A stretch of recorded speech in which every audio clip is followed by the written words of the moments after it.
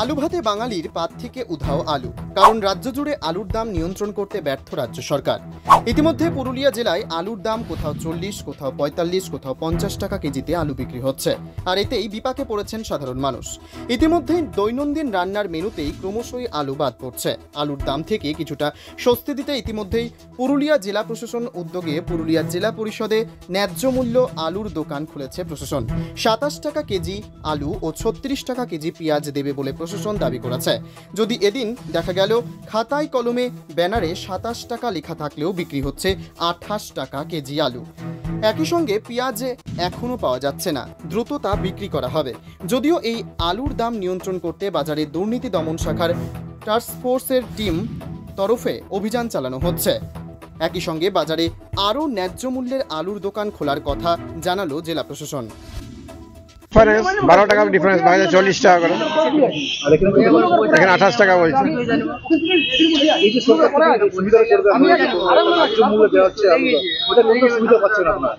কিছুটা সুবিধা পাচ্ছে, বেশি পরিমাণে বেশি দিলে ভালো হতো আর কি।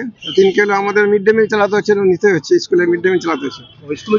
হ্যাঁ, মিড ডে মিল এখন 40 টাকা করে আলু কেনা সম্ভব না। এখানে মোট কতগুলো আলু নিতে পারছেন? 3 কিলো দিচ্ছে পার হেড। কি চাইছেন এইভাবে চলুক? না তো বলেছে নাকি ধর্মঘট উঠে গেছে, না কমবে নাকি বলছে, তো কমলে ভালো হয়, আমাদের সুবিধা হয়। না মিড ডে মিল চালানো প্রবলেম হয়ে যাচ্ছে। কি নাম আপনার? অমিত চ্যাটার্জি। তো এইখানে লাইন দিয়ে কেন আলু কিনতে আসছেন? এখানে ওই 28 টাকা কিলো আলু পাওয়া যাচ্ছে, তাই। বাজারে কি দাম বেশি? বাজারে 50 টাকা কেজি।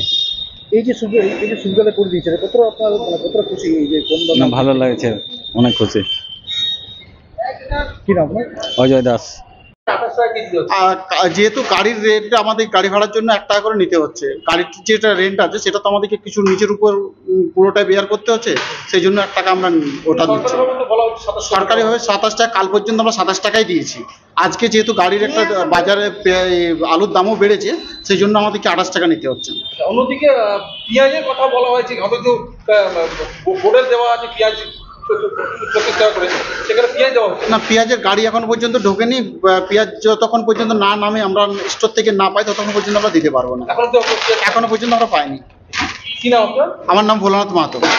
আমরা একটা টাস্ক ফোর্স করেছি, ওই টাস্ক ফোর্সে পুলিশ আছে, আমার এগ্রিকালচার মার্কেটিং অফিসার আছে, তার সাথে সঙ্গে সঙ্গে আমার আছে এগ্রিকালচার অফিসাররা আছে, আমার এআরডি ডিপার্টমেন্ট আছে। এরা পুরো একটা টাস্ক ফোর্স হয়েছে। এরা মার্কেটে গিয়ে ওখানে এনফোর্সমেন্ট করছে, ওখানে হোর্ডিং চেক করছে। এছাড়া একটু আমরা এখানে বাঁকুড়া কোল্ড স্টোরের সঙ্গে কথা বলেছি, ওখান থেকে যে আলু আছে আমরা ওটা নিয়ে আসছি এখানে। আমরা এখানে স্টল খুলেছি জেলা পরিষদে, যেখানে আমরা সুফল বাংলা স্টল আছে, যেখানে আমরা 28 টাকা করে আমরা আলু বিক্রি হচ্ছে এখান থেকে। তার সঙ্গে সঙ্গে আমরা আজকেই একটা মিউনিসিপ্যালিটিতে আরেকটা স্টল করতে যাচ্ছি বোরোহাটে, ওখান থেকে 28 টাকা করে আলু বিক্রি করব। যেহেতু আপনারা শুনেছেন কিছুদিন আগেই স্ট্রাইক হয়েছিল, কিন্তু এখন স্ট্রাইকটা উঠে গেছে, গতকালে খবর আছে। এরপরে আমরা আলু চেষ্টা করব কম করার জন্য। আমরা এসএসজি ট্যাগ করে দিচ্ছি গ্রামে গ্রামে। আমরা এসএসজিকে বলেছি কি ওরা কিছু স্টল করতে চাইছে, তো আমরা আলু আনা ব্যবস্থা করব, বাঁকুড়া থেকে আলু এনে আমরা ওটা এখানে ডিস্ট্রিবিউট করে দেবো।